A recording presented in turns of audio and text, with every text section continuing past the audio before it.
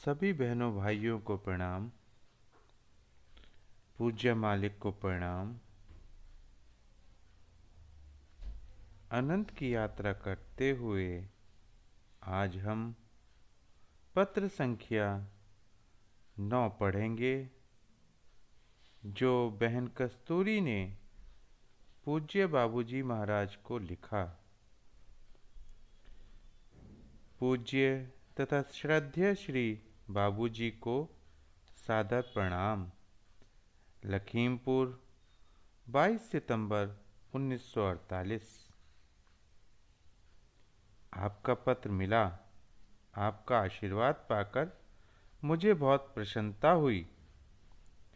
आपने भारीपन के बारे में पूछा। वह आपने जो दूसरी वजह लिखी थी, शायद उसी से था। श्री कृष्ण जन्माष्टमी को आपने अपने में ईश्वर के प्रति दिन भर इतना प्रेम भरा हुआ लगा था कि शरीर में बार बार रोमांच होता था और कभी कभी मालूम पड़ता था कि कोई शक्ति बारंबार हृदय में भर रही है।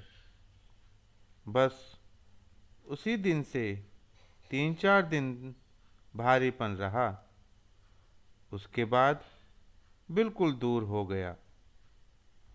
फिर तो हृदय बिल्कुल खाली हो गया था। बहुत हल्कापन मैंने दूसरे पत्र में इसी भारीपन के बारे में लिखा था,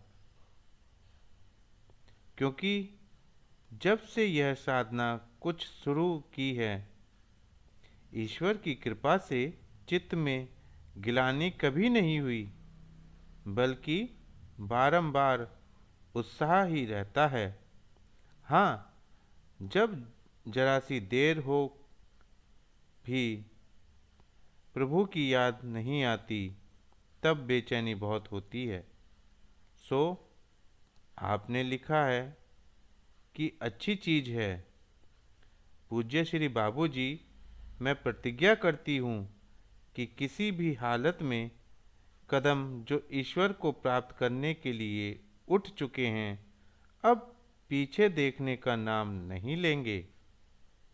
सदा प्यारे की याद में मस्त उसी के पास बढ़ती जाऊंगी। मालिक से प्रार्थना करूंगी, उसके आगे गिड़गिड़ाऊंगी और पीछे नहीं हटूंगी। परंतु बाबूजी, आपके आशीर्वाद की ओर और अपने प्रभु की कृपा की मैं सदा भिखारिन रहूं।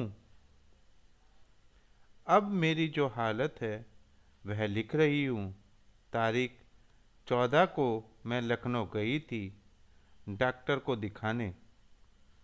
उस दिन मेरे मालिक ने जो हालत मुझे दी और जो अब है, वह बहुत ही अच्छी मालूम पड़ती है।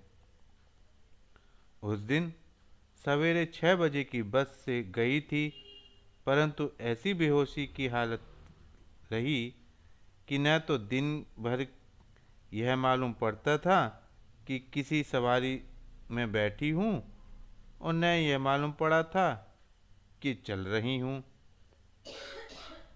न आँखों से ही कुछ दिखता था। अजीब सी हालत थी। शरीर बिल्कुल फूल की तरह हल्का था और उसी दिन से बिल्कुल हल्की हालत अब लग रही है, परंतु वैसी बेहोशी नहीं है। पूज्य बाबूजी, आपने जब से मुझे लिखा था, तब से ही पूज्य पिताजी ने अपने मालिक से उनकी आत्मिक उन्नति के लिए प्रार्थना करती हूँ। पूज्य श्री पंडित रामेश्वर प्रसाद मिश्र के चरणों में मुझ महाअधम कस्तूरी का सादर प्रणाम।